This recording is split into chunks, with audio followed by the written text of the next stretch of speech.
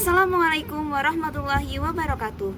Perkenalkan, kami dari kelompok SMA Negeri 7 Kota Cirebon. Kami beranggotakan 5 orang, yaitu saya, Iva Solihatun, kemudian anggota kelompok kami, Erna Fatmala, Faris Apriyadi, Mutianah, dan Muhammad Saiful Qawi. Di sini kami akan melakukan pemaparan mengenai modifikasi modul ajar materi panjang busur dan luas juring pada kelas 11 tahun ajaran 2024-2025.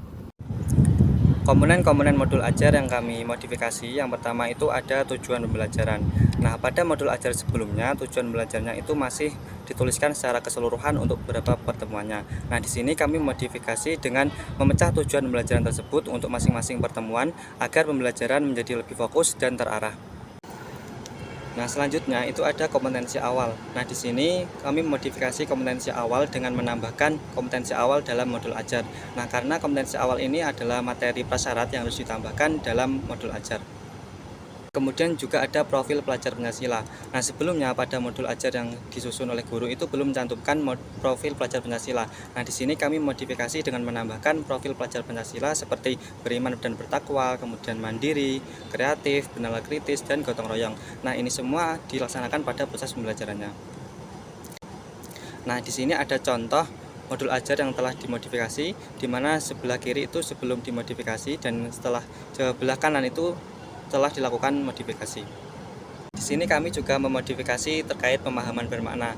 Nah, sebelumnya pada modul ajar disusun oleh guru itu belum menyantumkan pemahaman bermakna. Nah, di sini kami modifikasi dengan menambahkan pemahaman bermakna terkait materi-materi panjang busur.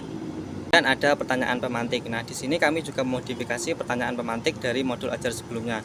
Nah, pada modul ajar sebelumnya itu pertanyaan pemantiknya masih belum menggunakan permasalahan kontekstual, yaitu disesuaikan dengan model pembelajaran problem based learning. Nah, di sini kami juga modifikasi dengan mengganti atau merubah pertanyaan pemantik dengan mengaitkan permasalahan kontekstual.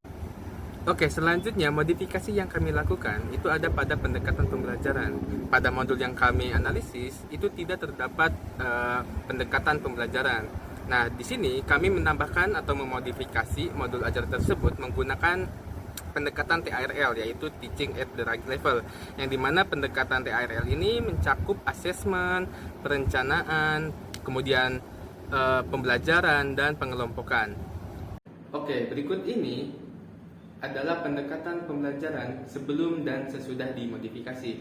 Pada modul yang belum dimodifikasi, pendekatan pembelajaran belum dicantumkan. Namun setelah dimodifikasi, pendekatan pembelajaran dicantumkan secara spesifik.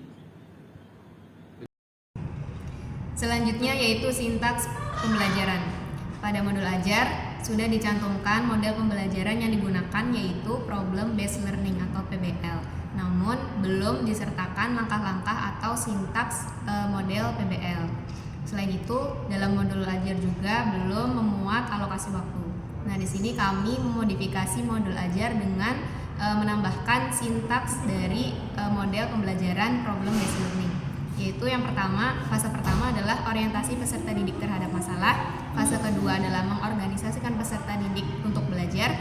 Fase ketiga yaitu membimbing penyelidikan individu dan kelompok. Fase keempat mengembangkan dan menyajikan hasil karya. Dan fase kelima yaitu menganalisis dan mengevaluasi proses pemecahan masalah. Nah, berikut merupakan petikan dari modul ajar sebelum dan sesudah dimodifikasi. Sebelum dimodifikasi, modul ajar hanya menyertakan pendahuluan, kegiatan inti, dan penutup tanpa menyertakan sintaks atau langkah-langkah model pembelajaran PBL. Kemudian juga belum menyertakan alokasi waktu di setiap fasenya. Setelah kami modifikasi, kami menambahkan fase atau langkah-langkah model PBL dan juga kami menambahkan alokasi waktu di setiap fase PBL. Komponen selanjutnya yang kami modifikasi adalah asesmen pembelajaran. Asesmen merupakan proses pengumpulan dan pengolahan informasi untuk mengetahui kebutuhan, perkembangan, dan hasil pencapaian belajar peserta didik yang kemudian hasilnya kita gunakan untuk meningkatkan mutu pembelajaran. Pada modul ajar sebelumnya, asesmen tidak dicantumkan. Oleh karena itu, kami melakukan modifikasi dengan mencantumkan asesmen berupa asesmen kognitif, asesmen sikap, dan asesmen keterampilan. Asesmen kognitif di sini berupa asesmen diagnostik untuk memetakan peserta didik berdasarkan kemampuan kognitifnya. Kemudian asesmen kognitif yang lain adalah asesmen formatif berupa LKPD dan latihan soal. Di sini dapat kita lihat modul ajar sebelum dan sesudah dimodifikasi.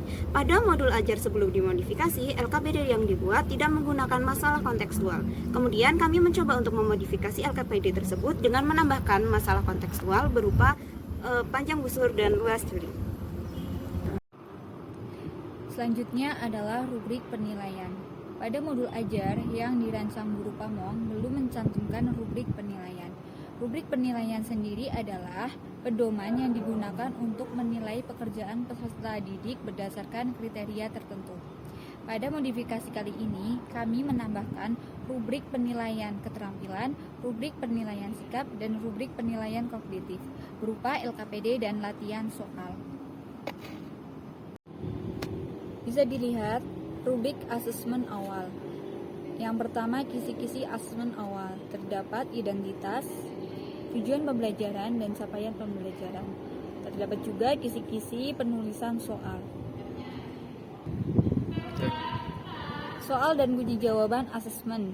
Juga terdapat identitas dari soalnya, ada soal, dan juga ada pedoman penskoran, dan juga kunci jawaban. Selanjutnya ada rubrik asesmen formatif.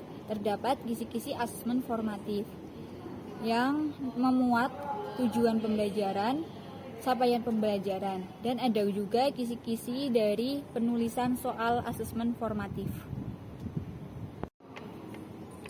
Untuk soal dan kunci jawaban asesmen formatif, bisa dilihat untuk soalnya adalah soal kontekstual dan terdapat kunci jawaban serta pedoman penskoran. Selanjutnya pada modul ajar kami memodifikasi refleksi pembelajaran dengan menggunakan barcode. Hal ini dilakukan untuk mengintegrasikan teknologi ke dalam pembelajaran dan juga mendukung pemanfaatan teknologi bagi peserta didik. Demikianlah pemaparan hasil modul ajar yang telah kami modifikasi. Semoga modul ajar yang telah kami modifikasi dapat menjadi referensi bagi guru dalam pengembangan modul ajar selanjutnya. Terima kasih atas kesempatan yang diberikan. Saya akhiri. Wassalamualaikum warahmatullahi wabarakatuh.